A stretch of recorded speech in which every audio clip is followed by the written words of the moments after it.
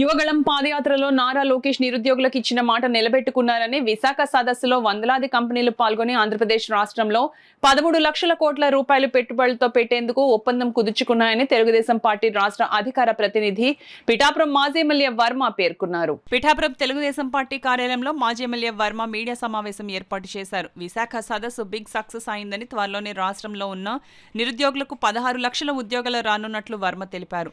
ఈ మీడియా సమావేశంలో పిఠాపురం పట్టణం తెలుగుదేశం పార్టీ అధ్యక్షుడు బొజ్జా సతీష్, తెలుగుదేశం పార్టీ నాయకులు సోము సత్యబాబు, కొరుప్రోలు శ్రీను, పిల్లి చిన్న, పుణ్యమంతుల మూర్తి, సిద్ధాంతపు ప్రదీప్, అడ్డూరి శ్రీను, ఎర్రంశెట్టి శ్రీను తదితరులు పాల్గొన్నారు. ఉద్యోగ అవకాశాలు 16 లక్షల ఉద్యోగ అవకాశాలు ఉన్నాయని కూడా తెలియజేయడం జరిగింది.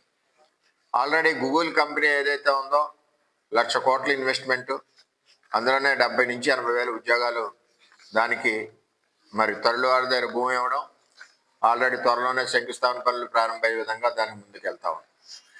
అలాగే మన పిఠాపురం కొత్తపల్లి చూసుకుంటే ఎన్టీపీసీలో గ్రీన్ ఎనర్జీ 41,000 కోట్ల ఇన్వెస్ట్మెంటు గ్రీన్కో కంపెనీ నుంచి వచ్చే విధంగా ఉంది. కొన్ని ఇన్వెస్ట్మెంట్లు చూసుకుంటే విజయనగరం మరి ఆహార శుద్ధి పరిశ్రమలు, స్టీల్ ప్లాంటు, గోదావరి జిల్లా అక్వా పరిశ్రమలు, అమరావతి వచ్చేసరికి క్వాంటమ్ ర్యాలీ, అలాగే విశాఖను మొత్తం ఒక ఆర్థిక రాజధాని, రెండో ముంబై లాగా చంద్రబాబు నాయుడు గారు తీర్చిదిద్దే విధంగా చేయడం జరుగుతుంది. నేను ఏమంటున్నానంటే, తెలుగుదేశం పార్టీలో నాయకత్వం ఒక పక్క చంద్రబాబు నాయుడు గారు ఆధ్వర్యంలో ఇవాళ అందరు మంత్రులు కూడా వాళ్ళకి సంబంధిత శాఖల్లో ముఖ్యంగా ఈ ఇన్వెస్ట్మెంట్కి ముఖ్య కారకులు నారా లోకేష్ గారు. మనం రోజు చూస్తూ ఉన్నాం. జగన్మోహన్ రెడ్డి విమర్శిస్తున్నాడు. నేను జగన్మోహన్ రెడ్డిని సూటిగా అడుగుతున్నాను, ఇటువంటి సమ్మిట్ ఎప్పుడన్నా పెట్టావా? కనీసం ఒక పరిశ్రమను తీసుకొచ్చావా జగన్మోహన్ రెడ్డి గారు? కనీసం నిరుద్యోగులకు ఉద్యోగాలు ఇవ్వాలని ఒక ఆలోచన అన్నా జగన్మోహన్ రెడ్డి గారి టైంలో వచ్చిందా? రాలేదు. జగన్మోహన్ రెడ్డి ఉన్నప్పుడు ఇన్వెస్టర్స్ ఎవరైతే చంద్రబాబు నాయుడు గారి టైంలో 14-19లో వచ్చారో వారందరూ కూడా వెనక్కి పారిపోవడం జరిగింది. ఈ జగన్మోహన్ రెడ్డి యొక్క టీం అంటే ఎమ్మెల్యేలు కానీ ఎంపీలు కానీ వారి యొక్క హెరాస్మెంట్లు తట్టుకోలేక కియాలో సగం యూనిట్ పక్కకు పోవడం జరిగింది. అలాగే అమర్రాజు బ్యాటరీ కంపెనీ జగన్మోహన్ రెడ్డికి భయపడి పారిపోవడం జరిగింది. ఈవేళ మళ్ళీ చంద్రబాబు నాయుడు గారి మీద ఉన్న ఒక నమ్మకం, అదేవిధంగా లోకేష్కున్న ఒక పట్టుదల, ఇవన్నీ చూసి కంపెనీలన్నీ ముందుకు రావడం, వెంటనే వారికి ఇచ్చి రాయితీలు కూడా జీవోలు చంద్రబాబు నాయుడు గారు నిన్నే రిలీజ్ చేయడం, ఇవన్నీ కూడా శుభ పరిమాణం. అన్ని రకాలుగా కంపెనీలకి ప్రోత్సాహం చేస్తూ, ఎంచేదంటే కంపెనీలు వస్తే రాష్ట్రానికి ఆదాయం ఉంటుంది. ప్రతి సంవత్సరం ఒక పక్కన సంక్షేమం నడిపించుకోవచ్చు, ఒక పక్కన అభివృద్ధి నడిపించుకోవచ్చు. ఏదేమైనా చంద్రబాబు నాయుడు గారి ఆంధ్రప్రదేశ్ రాష్ట్రానికి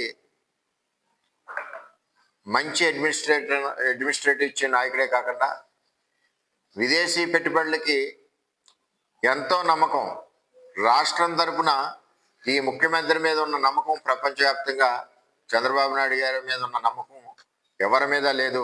ఆంధ్రప్రదేశ్ రాష్ట్ర ముఖ్యమంత్రి అతని ఆధ్వర్యంలో మన ఇండస్ట్రీ పెడితే ఇండస్ట్రీ గ్రోత్ వస్తుంది, అలాగే లాభాలు వస్తాయి, అలాగే ఆ రాష్ట్రానికి మనం ట్యాక్స్ రూపేణా కొంత మనం చేయడానికి అవకాశాలు ఉంటాయని ఒక సదుద్దేశంతో మరి ఈరోజు ఇన్వెస్టర్స్ అందరూ వచ్చారని చెప్పి తెలియజేస్తున్నాం.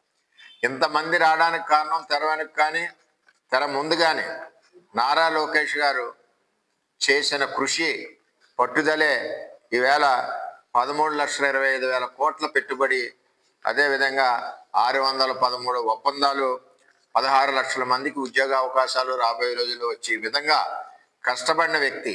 ఏదైతే యువగలంలో మాట ఇచ్చాడో ఈ నిరుద్యోగులకి మాట నిలబకున్న యువ నాయకుడు నారా లోకేష్ గారిని తెలియజేస్తూ, ఈ సమ్మిట్ కూటమి ప్రభుత్వ ముఖ్యమంత్రి చంద్రబాబు నాయుడు గారి ఆధ్వర్యంలో మరి బ్రహ్మాండంగా సక్సెస్ అయింది.